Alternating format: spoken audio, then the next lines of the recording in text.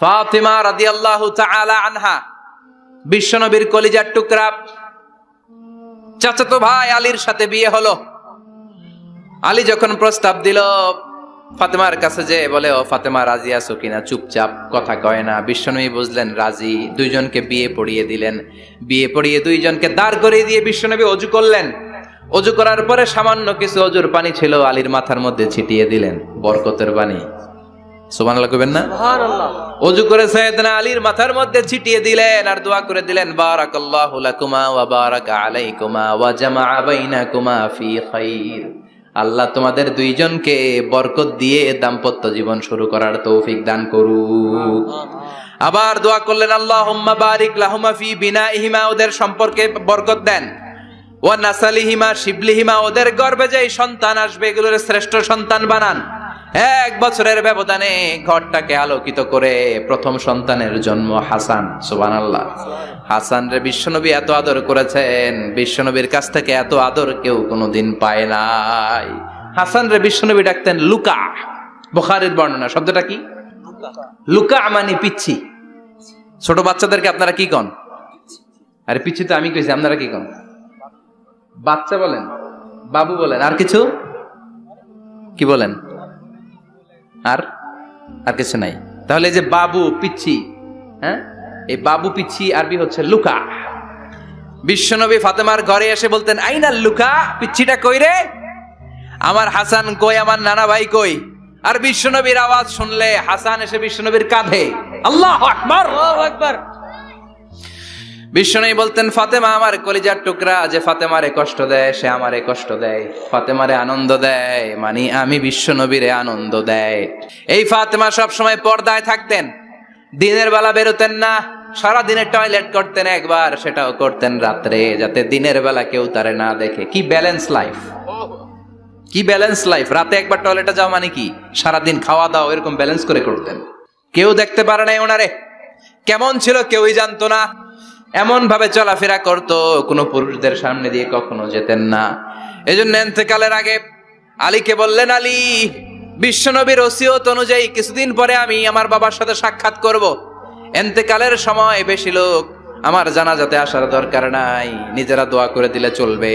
আর আমার জানাজার খাটিয়ার উপর দিয়ে বিশাল একটা বোরকা দিয়ে দিও। এটার আরবিতে বলে নাউশ। কি বলে? এই প্রথম কোন নারী তার খাটিয়ার উপরে নাউশ ব্যবহার করেছে, জন্য এটাকে বলে সুন্নাতু ফাতিমা, ফাতেমার সুন্নাত। সাইয়েদাতুনা ফাতেমার আগে কেউ জানাজার খাটিয়াতে নাউশ ব্যবহার করে নাই। আল্লাহু আকবার, আল্লাহু আকবার। আলীকে বলে গেলেন, আলী, অল্প কয়েকজন পুরুষ নিয়ে জানাজা দিও, বেশি মানুষের কাছে আমার নিও না। দুনিয়ার বুকে আমি লুকিয়ে লুকিয়ে চলতাম, মরার পরে লুকিয়ে লুকিয়ে আল্লাহর কাছে চলে যেতে চাই, পুরুষদের সামনে আমার নিও না। হাসান বলে, নানাজি, আপনার মেয়ের নামের বিচার, ফাতেমার নামের বিচার। বিশ্বনবী বললেন, ও হাসান, আমার মেয়ে ফাতেমার আবার কি বিচার, কি অপরাধ আমার ফাতেমার? হাসান হোসেন চোখের পানি ছেড়ে দিয়ে ডেকে বলে, নানাজি, আপনার মেয়ে আমাদেরকে খাবার দেয় না কেন?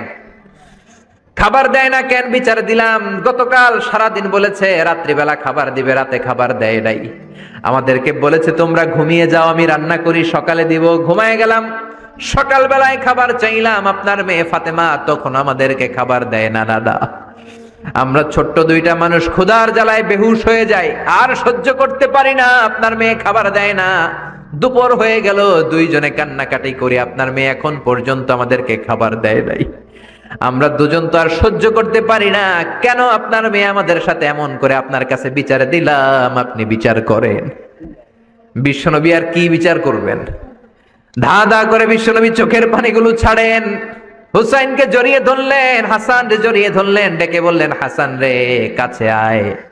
বিশ্বনবী শাম দেশের জুব্বা পরতেন, শাম দেশের জুব্বাটা উপরের দিকে উঠালেন, হাসান রে দেখালেন, এই তো দেখ, তোর নানার পেটের মধ্যে 3টা পাথর বাঁধা। একদিন না খেয়ে থাকার কারণে তোদের পেটে এত জ্বালা, এত কষ্ট। আমি বিশ্বনবীর পেটে গত 3 দিন যাবত কোনো দানা পানি পড়ে নাই।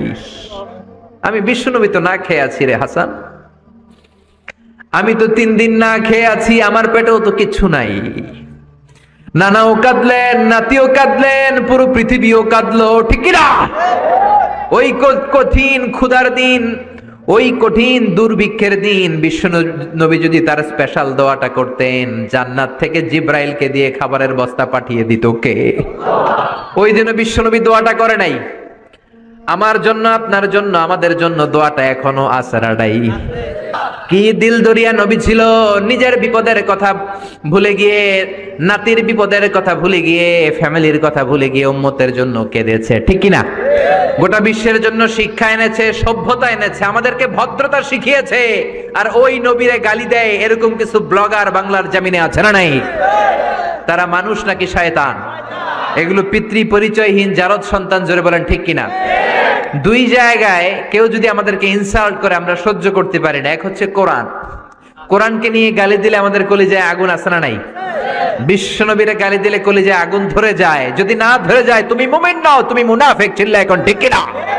আসল মানুষের বড় অভাব, অন্যের দুঃখে কাঁদবে, অন্যের জ্বালা নিজের অন্তরেও জ্বালার সৃষ্টি করবে, সেই মানুষ আর নাই, ঠিক কিনা?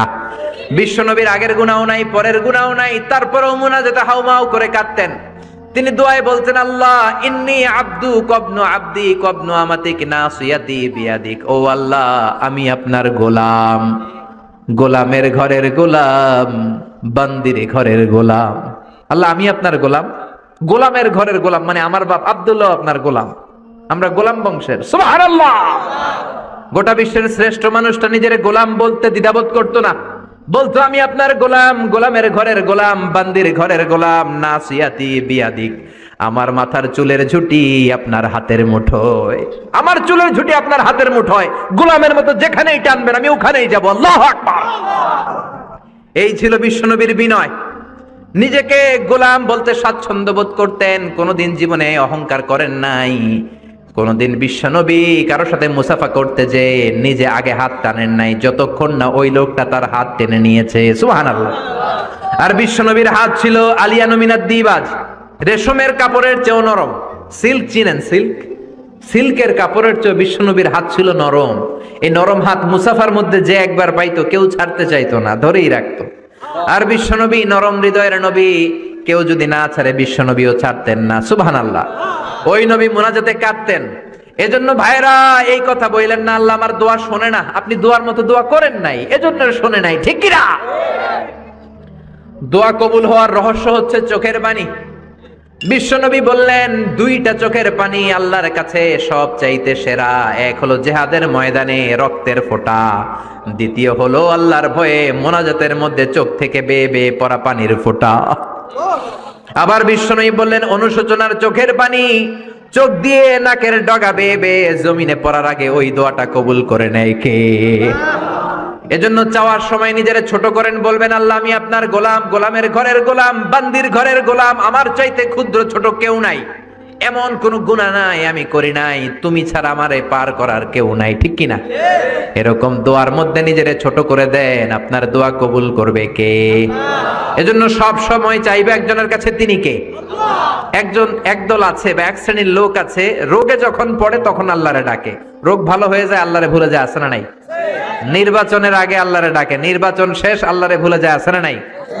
সমস্যায় পড়েছে আল্লাহরে ডাকে, সমস্যা নাই আল্লাহরে ভুলে যায়, আছে না নাই?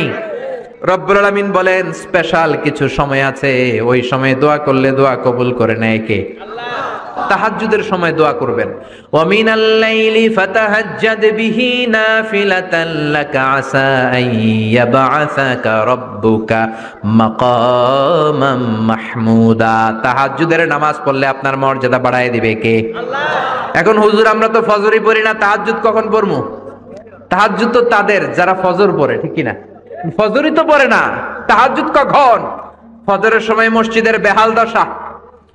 ফজরের সময় যত মসজিদে নামাজ পড়লাম খালি মুরব্বি চাচাদেরকে পাওয়া যায়, ইয়াং ছেলেরা নাই। ফজরের নামাজ মুরব্বিদের জন্য নয়, ফজরের নামাজ তোমাদের মতো ইয়াংস্টার যারা আছো তাদের জন্য, ঠিক কি না? এই যৌবন বয়সের ইবাদত আল্লাহর কাছে সবচাইতে প্রিয়। খেয়াল করে বোঝার চেষ্টা করো, যুবক বয়সে যদি গভর্নমেন্ট সার্ভিস করো, বার্ধক্যে উপনীত হলে পেনশন আছে না নাই? অনুরূপ ভাবে যুবক বয়সে যদি ইবাদত করো, বার্ধক্য অবস্থায় ইবাদত করতে না পারলেও পেনশনের হিসাবে তোমার আমলনামায় সওয়াব দিয়ে দিবে কে? এজন্য যুবক বয়সের ইবাদত আল্লাহর কাছে প্রিয়। মসজিদ তখন ধরে যখন আর কাজ করার সুযোগ নাই। মসজিদে তখন যায় যখন কেউ চাকরিতে নেয় না। মসজিদে তখন যায় যখন ঘরের কেউ তার সাথে কথা বলতে চায় না, মানে বয়স হয়ে গেছে 70। তখন দাড়ি রাখে যখন শেভ করতে গেলে হয় গাল কাটবে নয় ব্লেড ভাঙবে, ঠিক কিনা? এজন্য যুবক বয়সে মসজিদে যাও, এখন তোমাদের রক্ত গরম, যা চাও তোমরা তাই করতে পারো। যেই মুরব্বী বাবাদের দাড়িগুলো পাকা হয়ে গিয়েছে তারাও তোমাদের মতো ওই বয়সটা পার করে এসেছে, ঠিক কিনা? দুদিনের দুনিয়া, অল্প কয়েকটা বছরের ব্যবধানেই তোমার চুল পাকতে শুরু করবে, তোমার এই রক্ত গরম শরীরটাও ঠান্ডা হয়ে যাবে, তোমার আশেপাশে আর কেউ ঘুরবে না, কেউ তোমারে ডাকবে না, কেউ তোমারে গুনবে না। চিল্লায় বলেন ঠিক কিনা? এজন্য কিয়ামতের দিন বিশ্বনবী বলেন, বনি আদম 5টা প্রশ্নের উত্তর না দিয়ে কেউ পা নাড়াতে পারবে না। এর মধ্যে একটা প্রশ্ন হলো, যৌবন বয়সটা তুমি কেমন কাজে লাগিয়েছো? যৌবন বয়সে কি ইসলামের পক্ষে স্লোগান দিয়েছো নাকি রাম আর বামপন্থীদের দলে গিয়েছো, ঠিক কিনা? যৌবন বয়সে কি তাফসির মাহফিলে গিয়েছো নাকি মমতাজের গানের কনসার্টে গিয়েছো? যৌবন অবস্থায় তুমি কি কোরআনের অর্থ পড়েছো, ইসলামী সাহিত্য পড়েছো নাকি চটি বই পড়েছো, ঠিক কিনা? পাই টু পাই কিয়ামতের দিন জিজ্ঞেস করবে কে? আল্লাহ। চিল্লায় বলেন কে? আল্লাহ। এজন্য তাহাজ্জুদের অভ্যাস করেন। যারা তাহাজ্জুদ পড়ে তাদের চেহারায় একটা আলাদা গ্লেস আছে। লোকটা কালো হলেও, যদি কালো রঙের লোক হয়, একটা গ্লেস আছে। আমার অনেক কালো বন্ধু আছে। আমি মিশরে পড়েছি, students of more than 100 nationalities, we used to study, stay and dwell in the same place. 100টারও বেশি দেশের ছাত্র থাকতাম। আমার অনেক আফ্রিকান বন্ধু ছিল, কুচকুচে কালো, তেলতেলে, কিন্তু কালো হলো চেহারা একটা সৌন্দর্য আছে না নাই? এজন্য কালো মানুষও যদি তাহাজ্জুদ পড়ে চেহারায় নূর বাড়িয়ে দিবে কে? 2 নম্বরে হলো আযান আর ইকামতের মাঝখানে যদি দোয়া করে, ওই দোয়া কবুল করে কে? এটা অনেকে জানে না। আযান দিয়েছে, মসজিদে গিয়েছে, সুন্নত নামাজ পড়ে বসে আছে, কখন ইকামত হবে, আরো 5 মিনিট বাকি, মাথা চুলকায়, আছে না নাই? মোবাইল টেপাটেপি করে, ফেসবুকিং করে, ঘড়ির দিকে তাকায় আছে, ঘড়ির কাঁটাও ঘুরে, ওর মাথাও ঘুরে, আছে না নাই? তো বসে থাকবা কেন তুমি? 5 মিনিট সময় আছে, চাইতে হবে কার কাছে?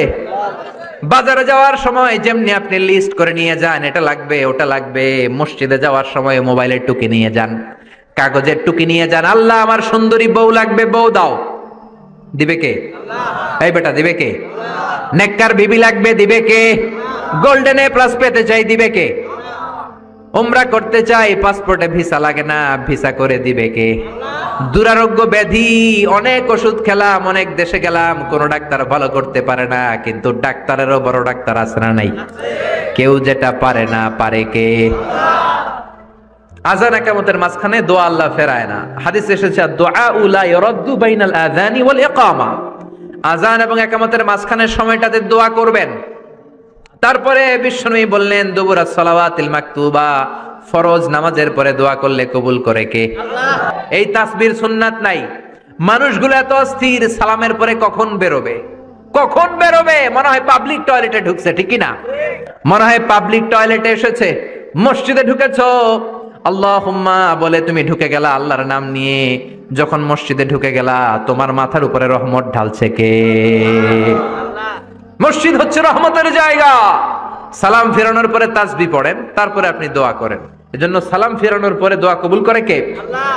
এরপরে বিশ্বনবী বললেন, ইনদা নুজুলিল মাতার, আকাশ থেকে যখন বৃষ্টি নামে, ওই বৃষ্টি নামার সময় যদি দোয়া করেন, দোয়া কবুল করে কে? আল্লাহ। আর দুআউ লা ইরাদ্দু তাহতাল মাতার, তুফান, ওই বৃষ্টি না, ভ্যাপসা একটা গরম, এই গরমটাকে দূরে সরিয়ে দেওয়ার জন্য একটা ঝিরিঝিরি ঝিরিঝিরি বৃষ্টি পড়ে, ওই বৃষ্টির নিচে দাঁড়িয়ে বৃষ্টির পানি নিয়ে দোয়া করলে কবুল করে কে? আল্লাহ। জানেই না মানুষ, ঠিক কিনা? বরং বৃষ্টি আসলে গান গাওয়া শুরু করে দেয়, এই বৃষ্টি ভেজা রাতে তুমি চলে যেও না, আছে না নাই? তো চলে যাবো না, কি করবো, থেকে যাবো তোমার সাথে? এগুলো করা যাবে না। বৃষ্টি রহমতের বৃষ্টি, তুমি বৃষ্টি হাতে নিয়ে দোয়া করো। সুন্দরী বউ লাগবে, দিতে পারে একজন, তিনি কে? আল্লাহ। এজন্য চাইতে হবে একজনের কাছে, তিনি কে? কদরের রাতে দোয়া করলে আল্লাহ কবুল করে, খতমে কোরআনের পরে দোয়া করলে আল্লাহ কবুল করে, হজের মানাসিকুল হজের মধ্যে যে দোয়া করলে কবুল করে, মুসাফির দোয়া করলে কবুল করে, রোজাদার ব্যক্তি দোয়া করলে আল্লাহ কবুল করে, মাজলুম ব্যক্তি দোয়া করলেও আল্লাহ কবুল করে। এজন্য বিশ্বনবী বলেছেন ইত্তাকু দাওয়াতাল মাজলুম, মাজলুমের বদদুয়ারে ভয় করো। ফা ইন্না লাইসা বাইনাহু ওয়া বাইনাল্লাহি হিজাব, তার আর তার আল্লাহর মাঝে কোনো পর্দা থাকে না। মাজলুম দোয়া করলেই কবুল, সুবহানাল্লাহ। এরপরে স্পেশাল দোয়া হলো মা বাবার দোয়া। এই দোয়া কোনোদিন ফিরে না, সুবহানাল্লাহ পড়েন। রাজি আছেন মা বাবার কাছে দোয়া চাইতে? রাজি আছেন তো? কোন ঘর আছে যে ঝগড়া হয় না?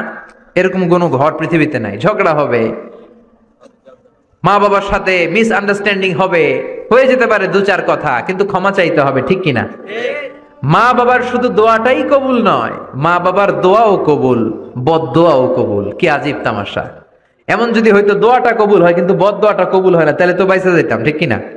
কিন্তু দোয়াও কবুল, বদদোয়া। আমাদের সবচাইতে বড় পীর হবে আমার বাবা, সবচাইতে বড় পীর হলো আমার মা। সবচাইতে বেশি আমরা যার কাছে দোয়া চাইতে যাব তিনি হলেন আমার বাবা, তিনি আমার মা। চিল্লায় বলেন ঠিক কিনা? বিশ্বনবী মক্কা থেকে মদিনায় হিজরতের আগে মদিনায় দুইটা গোত্র ছিল। এই গোত্রের মধ্যে 120 বছর ধরে মারামারি। কয় বছর? 120। কেউ এই মারামারিটা বন্ধ করতে পারে না। গোত্র দুইটার নাম হচ্ছে আউস আর খাজরাজ। আউস খাজরাজের মারামারি। বাবা মরে যাওয়ার সময় ছেলের ওসিয়ত করা যায়, নসিহত করা যায়, বাবারে আমারে কোপাইছে তুইও কোপাবি। ওই বলে আবার নাতিরে কয় আমারে মারছে তুইও মারবি। তো বংশ পরিক্রমায় মারামারি চলতেই থাকে, কেউ আর থামাইতে পারে না। বিশ্বনবী মক্কা থেকে মদিনায় হিজরত করতে এসে মদিনায় বাসাবাড়ি করে 7 দিনের মাথায় 120 বছরের মারামারি থামায় দিলেন।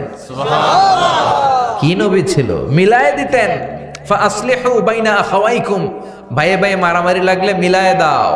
স্বামী স্ত্রীর ঝগড়া হলে মিলায়ে দিবেন। এজন্য মায়েরা, বোনেরা, বিশ্বনবী বলেছেন তাকফুরনাল আশিরা, মেয়েদের সবচেয়ে বড় একটা সমস্যা হচ্ছে স্বামীর নাশুকরি করে। স্বামী দিতে পারলে ভালো, দিতে না পারলে কয় তুমি আমার জীবনে কিচ্ছু দাও নাই। এরকম আছে না নাই? স্বামী আর স্ত্রী বানায় যেজন মিস্ত্রি সে বড় আজব কারিগর, ঠিক কিনা? এজন্য এই সম্পর্কটা সাইয়েদানা আদম আর হাওয়া থেকে শুরু হয়েছে। কিয়ামত পর্যন্ত স্বামী আর স্ত্রীর এই সম্পর্কের মাধ্যমে গোটা বিশ্বটারে জারি রেখে দিয়েছে কে? তো এই জন্য নারীদের জন্য জান্নাতে যাওয়া সহজ, তারা যদি কিছু প্রসিডিউর মেনটেন করে। বিশ্বনবী বললেন কোন নারী যদি 4টা কাজ করে ওই নারীর জন্য 8টা জান্নাতের দরজা খুলে দিবে কে? আল্লাহ। আল মারআতু ইযা সাল্লাত খামসাহা সামাত শাহরাহা আতাআত বা'লাহা হাফিজাত ফুরুজাহা ফালতাদখুল মিন আইয়ি আবওয়াবিল জান্নাতি শাআত। মায়েরা ভালো করে শোনেন, যে নারী 5 ওয়াক্ত সালাত পড়বে, রমাদানের রোজা রাখবে, স্বামীর আনুগত্য করবে, লজ্জাস্থানের হেফাজত করবে, এই 4টা কাজ করলে আল্লাহ তাআলা তার জন্য 8টা জান্নাতের দরজা খুলে দিবেন। এজন্য বিশ্বনবীও কালেকশন করতেন। তো বিশ্বনবী বললেন মহিলারা বেশি বেশি দান করো। এই কথা শোনার পরে মহিলারা দান করা শুরু করলো। কেউ নাকের ফুল, কেউ কানের দুল, কেউ হাতের বালা, কেউ পায়ের নূপুর, কেউ গলার চেইন বিশ্বনবীর হাতে জিহাদের জন্য দান করতে শুরু করলেন। বিশ্বনবীর হাত কয়টা? একটা বলে দুইটা। তো 2 হাতে বিশ্বনবী আর কয়টা নেবেন? আর নিতে পারে না। বেলালরে বললেন বেলাল তোমার চাদরটা নিয়ে আস। বেলাল এরকম চাদর নিয়ে ধরলেন। বিশ্বনবী কালেকশনের ওয়াজ শুরু করলেন আর বেলাল কালেকশনের সব জিনিসপত্র গুছাতে লাগলো। কোন সুবহানাল্লাহ। এজন্য কালেকশন করাটাও সুন্নাত, তবে ওটা একটা লিমিটেশনের মধ্যে, একটা সৌন্দর্যের মধ্য দিয়ে। কিছু কিছু মাদ্রাসার ছেলে মেয়েদেরকে চাল ওঠানোর জন্য বাড়ি বাড়ি পাঠায়, আছে না নাই? এদের ছোটবেলা থেকে মানসিকতাগুলো নষ্ট করে দেওয়া হয়। কেমন করে অন্যের কাছে হাত পাতবে এটা শেখানো হয়। ইসলাম বলে আল ইয়াদুল উলিয়া খায়রুম মিনাল ইয়াদিস সুফলা, উপরের হাত নিচের হাতের চেয়ে উত্তম। যে দেয় আর যে নেয় তাদের মধ্যে সেরা যে দেয়। চিল্লায় কোন ঠিক কিনা? আবার ইসলাম বলে দেওয়ার সময়ও ভারসাম্য করে দিবা, দেওয়ার সময় কিপটামি করা যাবে না, আবার ঘরে যা আছে সবও দিয়ে দেওয়া যাবে না, ঠিক কিনা? বিশ্বনবীর গায়ে একবার একটা জুব্বা, কয়টা? এক ভিক্ষুক এসে বলে নবী আমার জুব্বা নাই, আমার জুব্বা দেন। দয়ার নবী, মায়ের নবী নিজের জুব্বাটা খুলে দিয়ে ওই ভিক্ষুকের হাতে তুলে দিলেন। এখন নবীর গায়ে কোনো জুব্বা নাই। বিশ্বনবী এখন ঘর থেকে বেরোতে পারে না। সাহাবারা এসে ঘরে নক করে, বিশ্বনবী বেরোতে পারে না। আল্লাহ আয়াত নাজিল করলেন ওয়াল্লাযীনা ইযা আনফাকু লাম ইউসরিফু ওয়া লাম ইয়াকতুরু ওয়া কানা বাইনা যালিকা কওয়ামা। মুমিন বান্দাদের গুণাবলী যখন দান করে কিপটামি করবে না, আবার অপচয়ও করবে না। এই আয়াত দিয়ে আল্লাহ বুঝাতে চাইলেন, নবীরে ধমক দিলেন, ও নবী 2টা জামা থাকলে একটা দিতেন, তিনটা থাকলে একটা দিতেন, একটা যখন ছিল এইটা দিলেন কেন? এখন নিজে পড়বেন কি? সুবহানাল্লাহ কইবেন না? ইসলাম তো ব্যালেন্সড রে ভাই, ইসলাম ভারসাম্যপূর্ণ। ইসলামের সব বিধানগুলো আপনার সাথে স্যুট করবে, ম্যাচ করবে, এটা জীবন ঘনিষ্ঠ। ইসলামে এমন কোনো বিধান দেয়া হয় নাই যেটা আপনার খারাপ লাগবে। অন্যান্য সব ধর্মের প্রতি শ্রদ্ধা রেখেই বলি, আমার ইসলাম যে আহকাম আমাদেরকে দিয়েছে এরকম বিধান কোনো ধর্মের ভেতরে নাই। চিল্লা এখন ঠিক কিনা? এরপরে কোরআন পাহাড়ের ব্যাপারে বলেছে, ওয়াজআলনাল জিবালা আওতাদা, আমি পাহাড়গুলোরে পেরেকের মতো জমিনে ঢুকিয়ে দিয়েছি। সুবহানাল্লাহ। তাহলে পাহাড়কে আল্লাহ তাআলা পেরেকের সাথে তুলনা করলেন। কিসের সাথে? পেরেক চিনেন? সবাই চিনেন? মাতোয়াইলে আছে পেরেক। কি করে পেরেক দিয়ে? কাঠের ভিতরে ঢুকে না, দেয়ালে ঢুকে। তাহলে আল্লাহ পাহাড়গুলোরে বললেন পেরেক। আচ্ছা, পেরেক যখন আমরা কাঠের ভিতরে ঢুকাই, পুরো পেরেকটা কাঠের ভিতরে ঢুকে যায়, উপরে শুধু কি থাকে? মাথাটা থাকে, ঠিক কিনা? তার মানে আমরা যে পাহাড় দেখতে পাচ্ছি এটা পাহাড়ের মাথা। পুরো পেরেক যেমনি কাঠের ভিতরে, পুরো পাহাড়টা আছে মাটির ভিতরে। চিল্লায় পড়ি আল্লাহু আকবার। জমিনে আমরা দৃশ্যমান এই পৃথিবীতে খালি চোখে যে পাহাড় দেখতে পাই, এটা আসল পাহাড় না, এটা পাহাড়ের মাথা। যেমনি পেরেক যখন কাঠের ভিতরে ঢুকে দেই, পুরো পেরেকটা কাঠের ভিতরে ঢুকে যায় কি যায় না? পেরেক নিয়ে যখন আমি হাতুড়ি দিয়ে মারলাম, পুরো পেরেকটা কই যায়? কাঠের ভিতরে, তাই না? তার মানে খালি চোখে যে পাহাড় দেখি, এটা পেরেকের মাথা যেমনি একটু দেখা যায়, এটা পাহাড়ের মাথা। আসল পাহাড় মাটির ভেতরে, উপরে যদ্দূর দেখা যায় তার কমসে কম 10 গুণ পাহাড় মাটির ভিতরে রেখে দিয়েছে কে?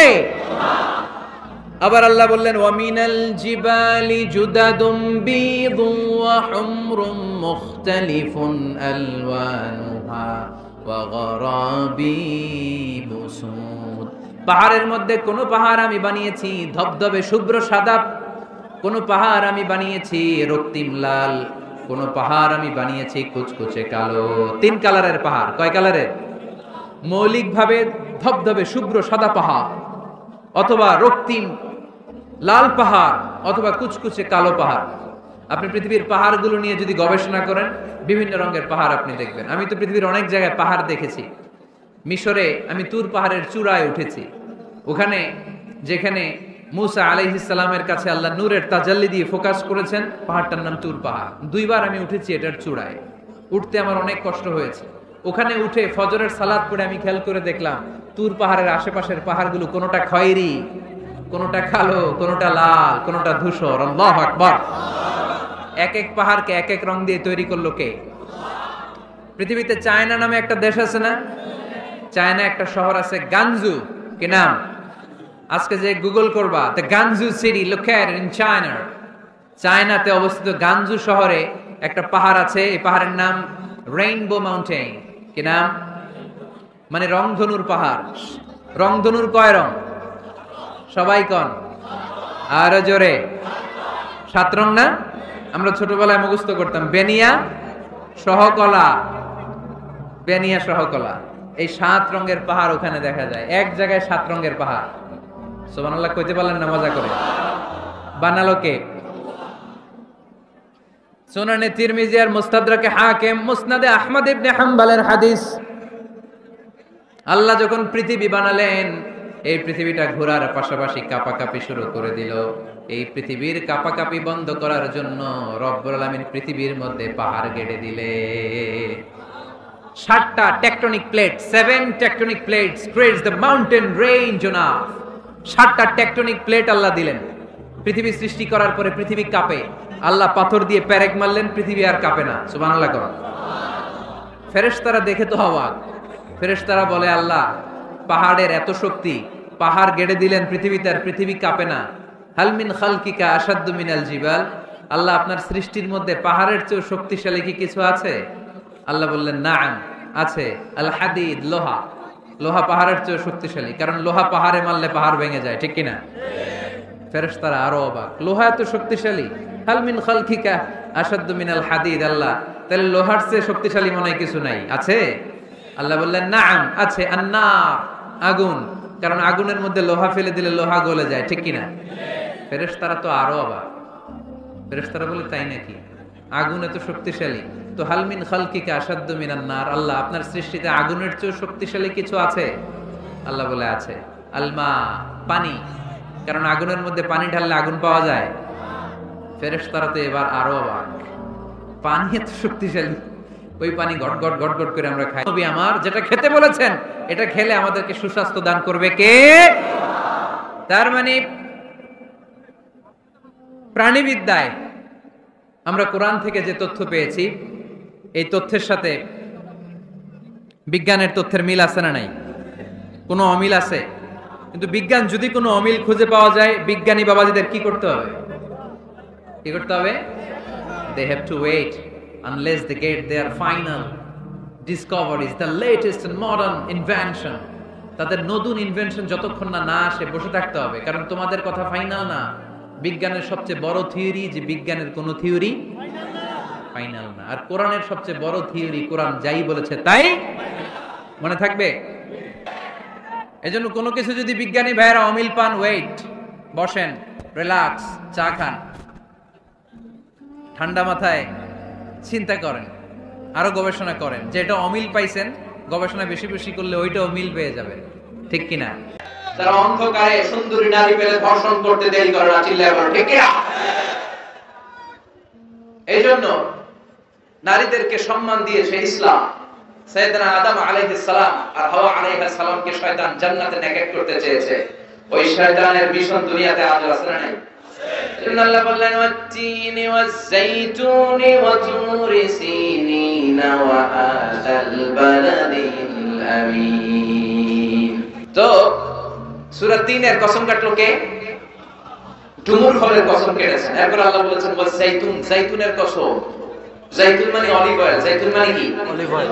জলপাই, বাংলায় বলে জলপাই। বাংলায় কি বলে? জলপাই। জলপাই খাইছেন আপনারা? জি।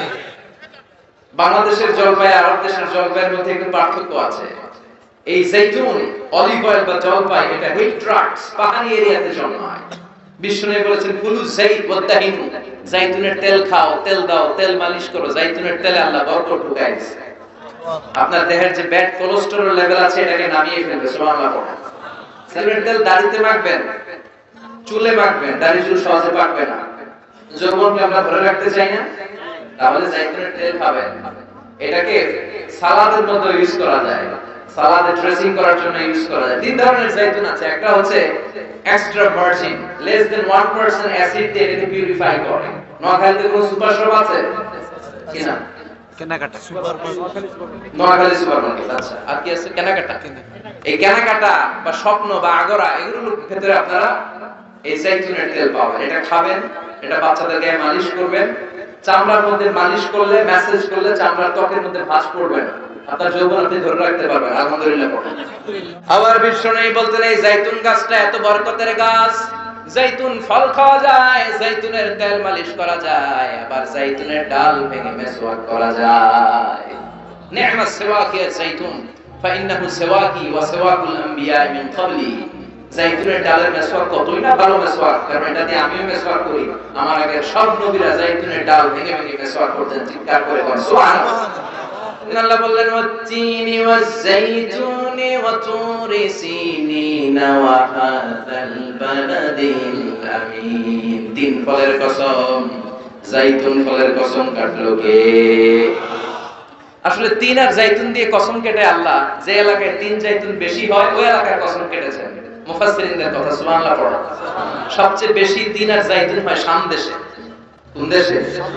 যেটা বর্তমান সিরিয়া, ফিলিস্তিন। বিষ্ণু বলেছেন তুবা লিশাম, শাম দেশের মধ্যে অনেক বরকত। আল্লাযী বারাকনা হাওলাহু, এই শাম দেশের চারদিকে আমি বরকত দিয়ে ভরে দিয়েছি। চিল্লায় বলেন সুবহানাল্লাহ। এই শাম দেশ হলো বিশ্বনবীর মেরাজের স্টেশন। মেরাজ করতে যে সরাসরি রব্বুল আলামিন বিশ্বনবীকে মক্কা থেকে আকাশে তুলে নেয় নাই, মক্কা থেকে বিশ্বনবীকে বাইতুল মুকাদ্দাসে নিয়েছে কে? সুবহানাল্লাযী أسرى بعبده ليلا من المسجد الحرام إلى المسجد الأقصى الذي باركنا حوله لنريه من آياتنا. مسجد الحرام থেকে مسجد الأقصى. এই مسجد الأقصى one of the three important mosques in Islam. মসজিদুল হারামে 1 রাকাত সালাত করলে 1 লক্ষ রাকাতের সওয়াব, মসজিদে নববীতে 1 রাকাতে 1000 রাকাতের সওয়াব, এই মসজিদুল আকসাতে 1 রাকাত নামাজ পড়লে 500 রাকাতের সওয়াব। আমরা হজ উমরায় মসজিদুল হারাম আর মসজিদে নববীতে পড়তে পারি, কিন্তু মসজিদুল আকসায় পড়তে পারি না, কারণ ইহুদিরা গোটা বিশ্বের সবচেয়ে টেরা জাতি, অভিশপ্ত জাতি, এই ইহুদিরা আমাদের মসজিদুল আকসার চারদিকে ব্যারিকেড দিয়ে রেখেছে।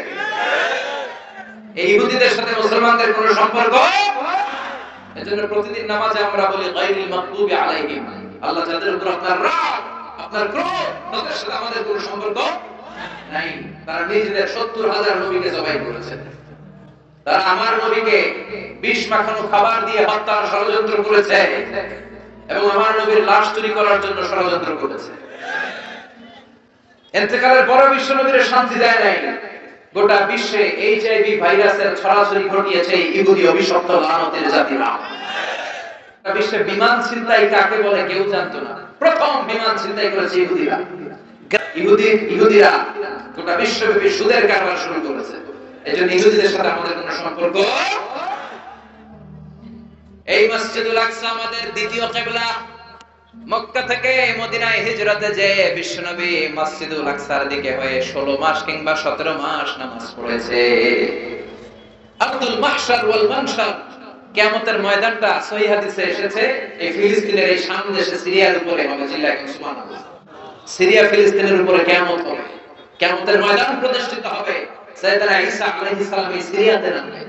সিরিয়া উমাইয়াদের একটা জামে মসজিদ আছে, সাদা মিনার, এখনো মসজিদটা আছে, সুবহানাল্লাহ পড়েন। ওই মসজিদের সাদা মিনারের পাশে আসর আর মাগরিব নামাজের মাঝখান দিয়ে ঈসা আলাইহিস সালাম দুইটা চাদর পরে ফেরেশতার পাখায় ভর করে শাঁ করে জমিনে নেমে আসবে। এবং ফিলিস্তিনে এখনো একটা জায়গা আছে, জায়গাটার নাম হচ্ছে বাবুল লুত। ওই জায়গায় সাইয়েদনা ঈসা আলাইহিস সালাম নিজ হাতে দাজ্জালকে হত্যা করবে। এজন্য আল্লাহ বললেন এই তিন আর জাইতুনের কসমের মধ্য দিয়ে মূলত আমি বরকতের জায়গা ফিলিস্তিনের কসম কেটেছি, সুবহানাল্লাহ। এরপরে আল্লাহ বললেন ওয়াতুরে সিনিন, তুরে সিনিনের কসম, তুর পাহাড়ের কসম। নাম শুনছেন না? মিশরে দুইটা জেলা আছে, সাউথ সাইনা, নর্থ সাইনা, মানে উত্তর সাইনা, দক্ষিণ সাইনা। এই দক্ষিণ সাইনাতে এই তুর পাহাড় অবস্থিত 2285 মিটার উঁচু, সুবহানাল্লাহ পড়েন। তুর পাহাড়ের উপরে সাইয়েদনা মুসা আলাইহিস সালাম আল্লাহর সাথে কথা বলতেন, সুবহানাল্লাহ পড়বেন না? এই তুর পাহাড়ের উপরে রব্বুল আলামিন মুসা আলাইহিস সালামের কাছে তাওরাত কিতাব নাযিল করেছেন, নিজ হাতে লিখে কাঠের ফলকের মধ্যে মুসা আলাইহিস সালামকে দিয়ে বললেন, মুসা এই নাও তাওরাতের বাণী, বনি ইসরাইলের কাছে নিয়ে যাও, তাওরাতের বাণী প্রচার করো। মুসা আলাইহিস সালাম অনেক শক্তিশালী মানুষ ছিলেন, এক থাপ্পড় মেরে ফেরাউনের বাবুর্চিকে দুনিয়া থেকে বিদায় করে দিয়েছেন। রেগে গেলে ওনার মাথার চুলগুলো টুপি ভেদ করে উপর দিয়ে এরকম খাড়া হয়ে দাঁড়িয়ে যেত। থাপ্পড় মেরে মালাকুল মউতের চোখ কানা করে দিয়েছিলেন। তো মুসা আলাইহিস সালামের গায়ে এত শক্তি, উনি ভাবলেন আল্লাহ তাআলা এই তুর পাহাড়ের উপরে আমাকে তাওরাত কিতাব দিলেন, আল্লাহ নিজ হাতে লিখে লিখে দিলেন কাঠের ফলকের উপর, তক্তার উপর। কত খুশনসিব আমার, যাই যাই তাওরাতের ফলকগুলো নিয়ে বাড়িতে যাই, এটা দাওয়াত দিতে হবে। কিন্তু কাঠের তক্তার মধ্যে হাত দিয়ে দেখে তক্তা নাড়ানো যায় না। এর চেয়ে অনেক বড় তক্তা জীবনে উনি কাঁধে নিয়েছেন, কিন্তু তাওরাত লেখা তক্তা নাড়ানো যায় না। তক্তা চিনেন তো না? চিনেন? কাঠের বড় বড় মোটা তক্তা থাকে না, তো এই তক্তা নাড়ানো যায় না। উনি ভাবলেন এই দিক দিয়ে নাড়ানো যায় না, মনে হয় ওই দিক দিয়ে যাবে। ঘুরে ওই দিক দিয়ে যে তক্তা ধরে টান দেয়, কিন্তু তক্তা নাড়ানো যায় না। এবার ভাবলেন মাঝখান থেকে ধরলে মনে হয় পারা যাবে, মাঝখান দিয়েও পারা যায় না।